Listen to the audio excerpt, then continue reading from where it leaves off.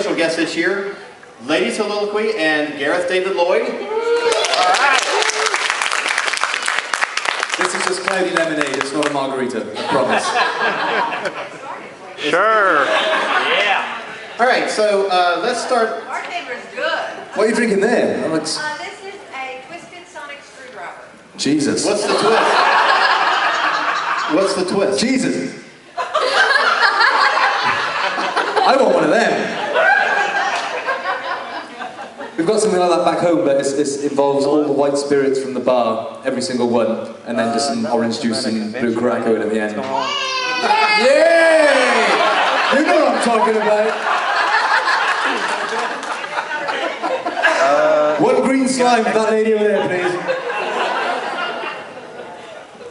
Yeah. Need Daryl's phone number? Okay, how are you? Excellent. We're here. Is that what you Yeah, said? We're absolutely. having a great time. How was your trip in? Awful, thank you. Oh my God, I'm so sorry. No, it was good. It was good. There was a layover in Washington, which lasted 2 hours, which would have been fine, but at Washington Airport they close everything at 10 o'clock. So you can't get food, you can't get beer, you can't get beer. Tell us. Dull us. Yeah. So it was alright, but besides the layover, it was alright. Okay, so I want a direct route next time. I didn't buy this ticket. Well, somebody's fired. Somebody is fine, yes. Okay, so let's start out by you guys. You've had a very busy year. I mean, busy year. So why don't you start out by telling us a little bit what's been going on lately, and we'll let people ask questions. But why don't you, either one of you, just start off with. I mean, I know a lot of this is going to get talked about in the next panels tomorrow and Sunday, but just as a little teaser, what's been going on?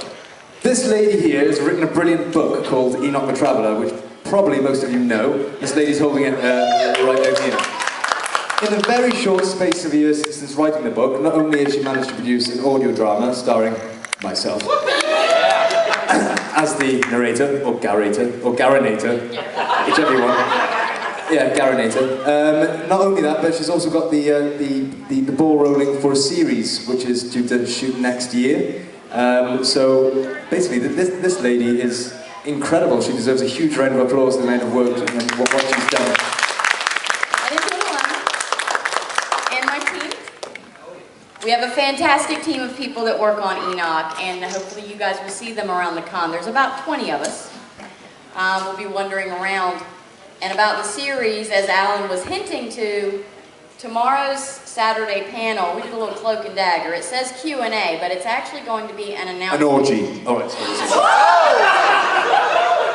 Sorry, I thought the orgy's not tomorrow. Bad boy! Immortals only.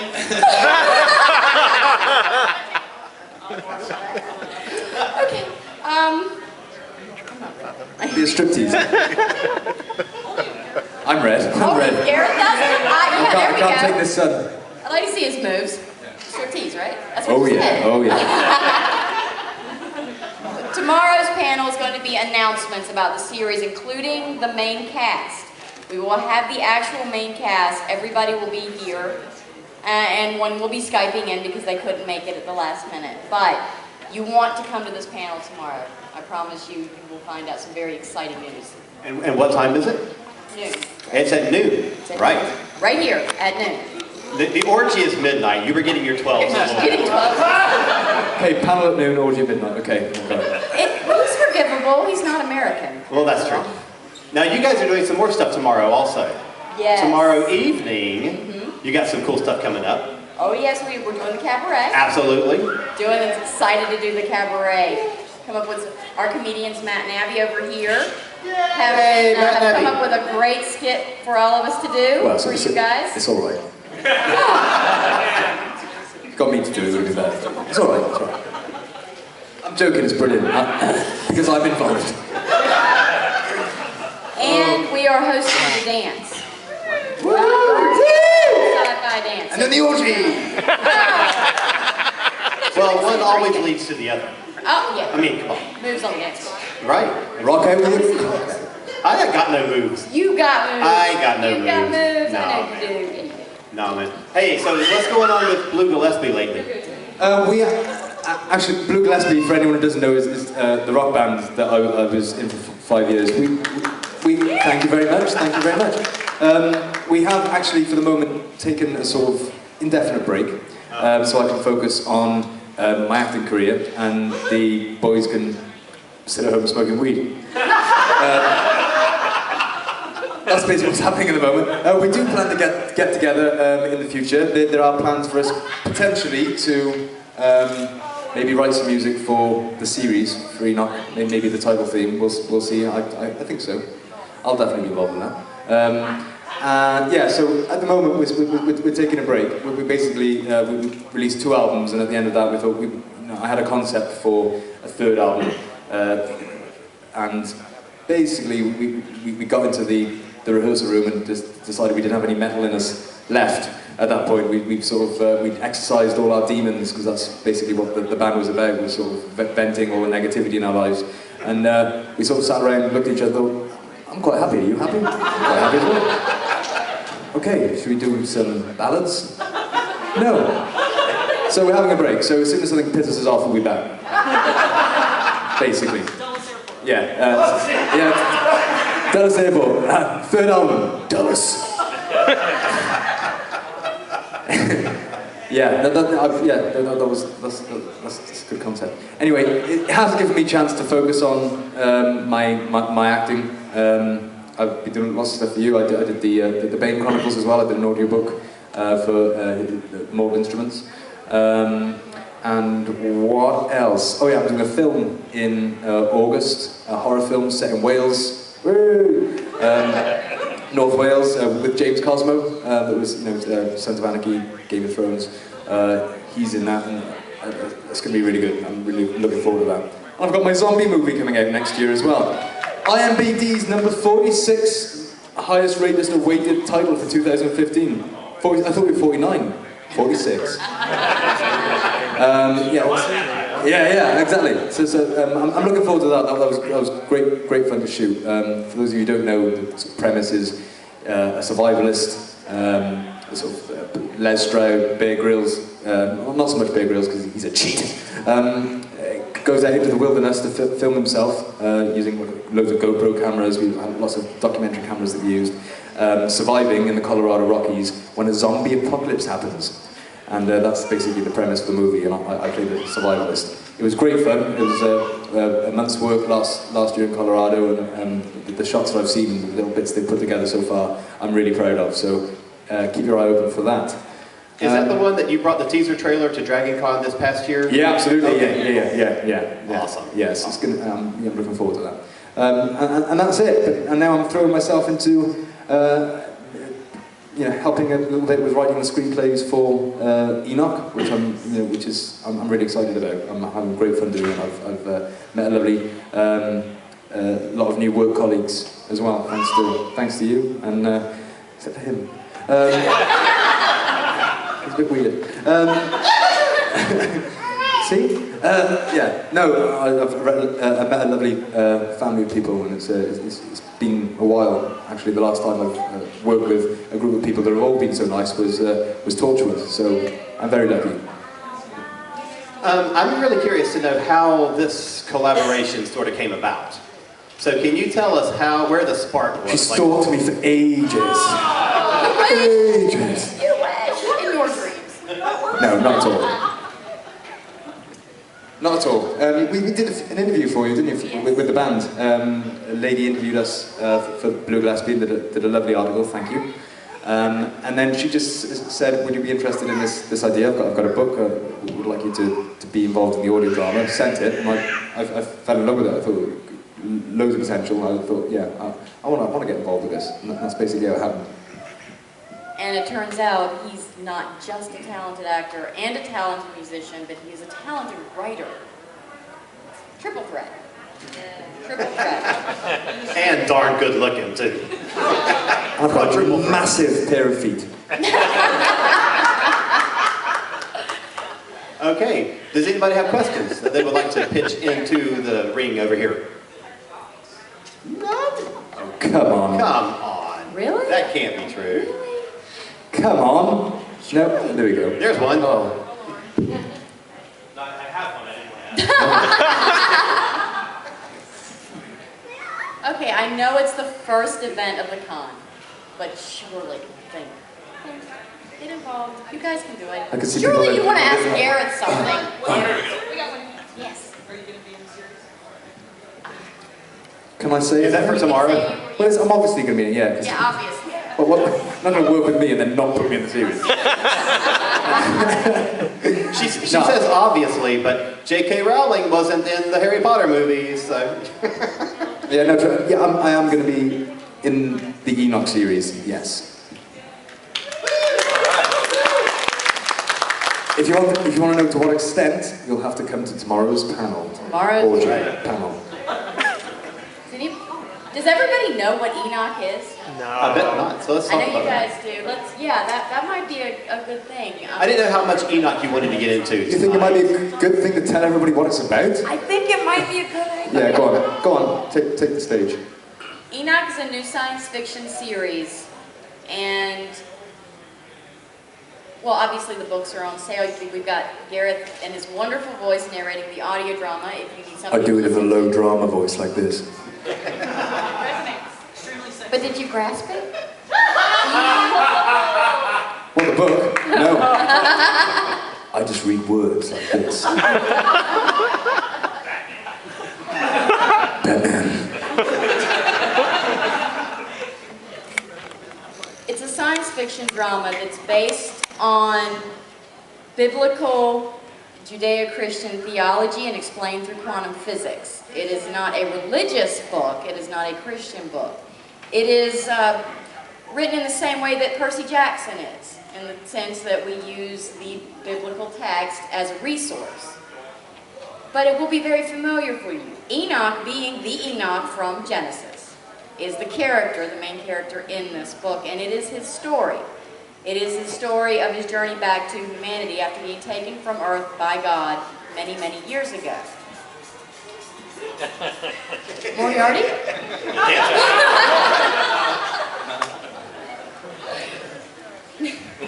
Busted. You're fired. You're fired. It's based in a multiverse and parallel dimension universe, also based in quantum physics.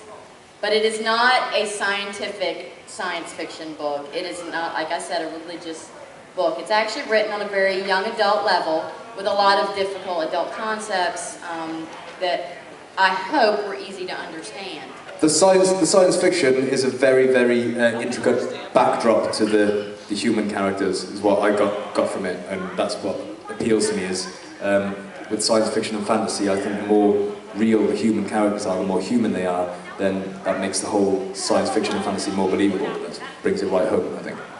The Percy Jackson parallel is a really good one. I had not thought about that when I was reading it, but you're right. It really does sort of have that same tone. And because I've had a lot of, on both sides of the fence, I've had a lot of dogmatic Christians and a lot of atheists. Both question me on this book, in which my first response is it's science fiction. And my second response is it's like Percy Jackson. And I like that the characters have a range that you've got on the one hand, and I won't spoil it until these are, but you've got one that's witnessed firsthand the truth and reality that the faith is based on, and then you've got everyone down to your very pragmatic, very this is not real, so you really span the spectrum there. I think it's really cool. Thank you. For those who didn't hear that, then we sort of span this demographic of humanity, basically, of people who sort of have seen firsthand the secrets of the universe and the secrets of the multiverse and everything, and the people that sort of disregard it and sort of discount it as nonsense, and how those people sort of interact with each other. I think if you like shows like Doctor Who, if you like shows like Firefly, definitely if you like Hitchhiker's Guide to the Galaxy. This book is full of is it not? It is full of Easter eggs for geeks. I mean, you're going to find references to all of our favorite things. Torchwood. it's fun. Yeah, there's lots of fan Easter eggs in there, definitely. I would say it would be for Doctor Who fans as well. I think there's a risk a lot of people are going to say, oh, let's go see this. It's going to be like Doctor Who. Let's watch this. But I think when the audience actually sees it, they're going to see it's very different. I mean, the minute things, there's core similarities, but the actual way the characters are dealt with and the way they react to each other and the vulnerability of the characters is a lot more sort of human, a lot more real. I have a question for those who have read it. Favorite characters? Vegan. Sorry. Deegan? Enoch. Anybody else? Favorite characters? Yes, please, guys. Deacon. Deacon? The narrator.